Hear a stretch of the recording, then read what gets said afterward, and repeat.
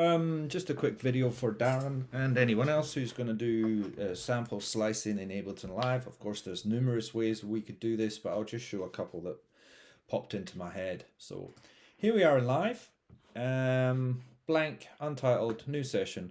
I'm going to drag in a FLAC file, and live supports FLAC. So here we can see that I have a recording of throwing an old wooden travel trunk.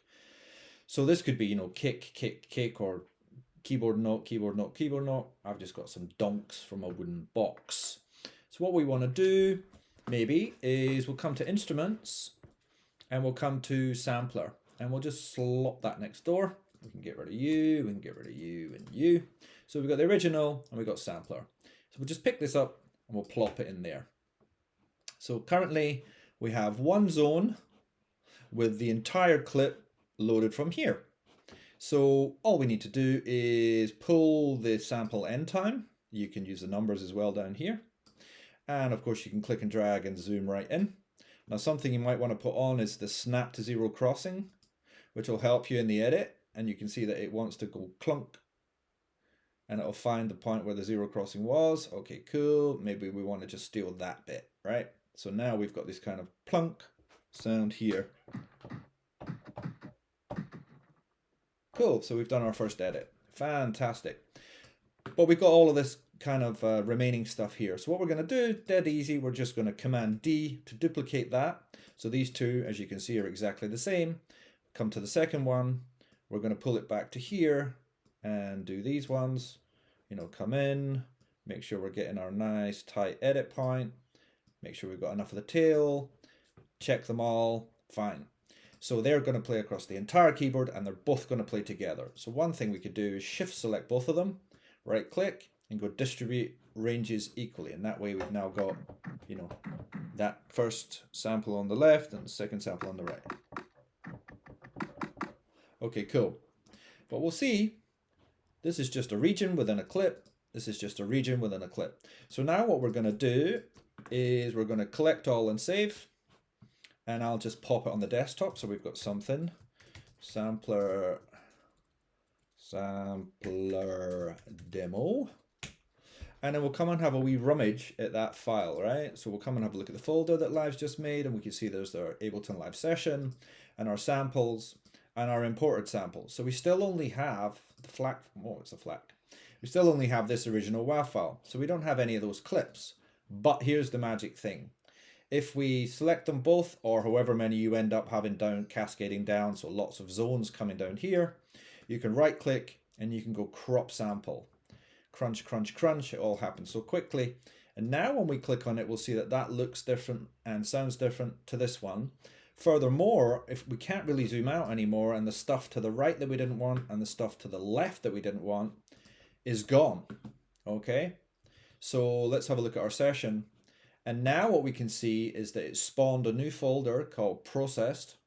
Inside processed we have crop because we right clicked and hit crop.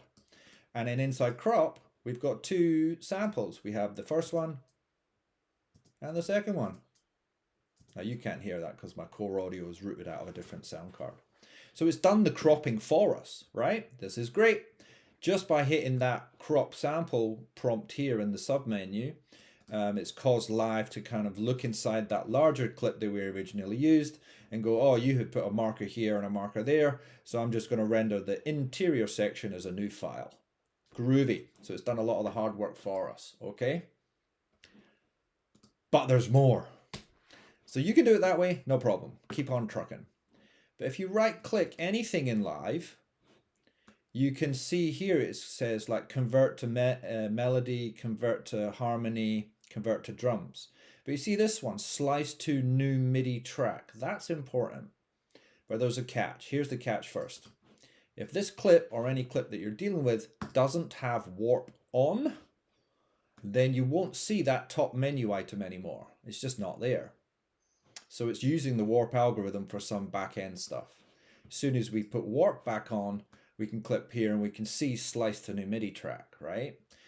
What does that do? It's going to analyze this piece of audio and, as the name suggests, it's going to try and attempt to slice it to a new track, a new MIDI track. So let's try that. When we open up the slice window, we get this, right? Create one slice per transient. Yes, please. Why not?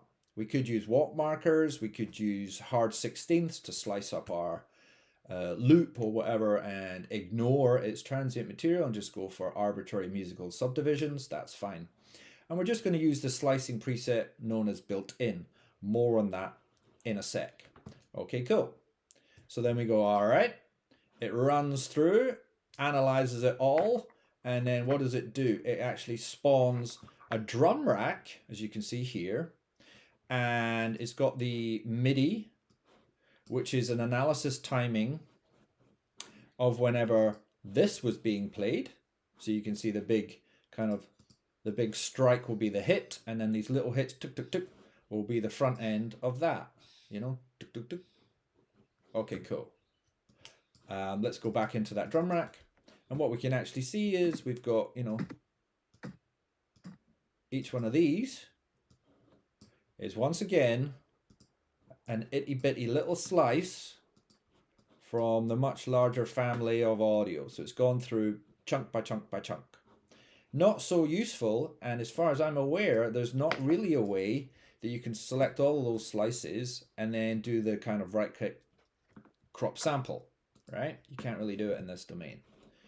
So why are you showing me this, Kev, if it doesn't do what I need it to do? Okay, that's a great question. In your user library, in the defaults section, you can actually find a slicing directory or dropping samples directory on, you know, these are presets that you could make to do some certain things with. So the slicing one is important. And if we open up the slicing one, you can see I've made one called Kevin Hay Sampler Slice. .adv for an Ableton device. So I can pick that up and just plop it over here, and what we'll see is all I've got is a sampler loaded again with no zones and you know, nothing populated in there, no sample in there. It's literally just like doing this. You grab the instrument, you grab a blank sampler, you plop it next door. We come back to our user library, we would pick this up, I'll rename it Slicery. And then what we would do is we'd pick that up and plop it into the slicing category, right? Kev Hay sample slice, Slicery, the one I just made. Okay, cool. So we've done that now. So that's now available here. So again, if warp is on and you right click, you can go slice to new MIDI track, exactly as we did it before. But now what we get the luxury of is this. You see how these two are here? And these two are exactly the same as these two that we had here. But here's the kicker. So now what it's going to do is go, I'll attempt to make one slice per transient. And I'm going to use your slicing preset rather than built in. I'm going to use Slicery. Okay, let's hit go. What it's done that time, as you can see, is it's loaded lots of zones, right? And each one of those samples, as we cascade down the page, is a little mark that you've got here. As you follow on the lower section, you can see the loop start and end points are cascading down throughout this clip, right? And same again, if we then select, obviously there's some redundant stuff, like you wouldn't want those little clips and blips at the back of stuff, maybe you would. But it's tried to slice up as many transients as it thought it could find. So now again, we can select all, right? Right click, crop samples, crunch, crunch, crunch, crunch, crunch, new sample being made, new sample being made, new sample being made, each with a date and a number and in their slice name, right? New sample being made, new sample being made. Come back to our session. Holy cow, if we sort this by kind, we can see that there's a squigillion or 36 little individual sample slices. And now all we'd need to do is come in and delete the ones we don't need, keep the ones we do need, and we're happy. And it's done most of the editing for us. Obviously, you need to check algorithmic editing. Last thing before I shut up, you can, in Mac OS, and it's slightly different in Windows and slightly easier, you can shift select a bunch of Finder items like these WAVs, and you can go in to rename. And in the rename function, you can do all sorts of stuff. We can create our own format.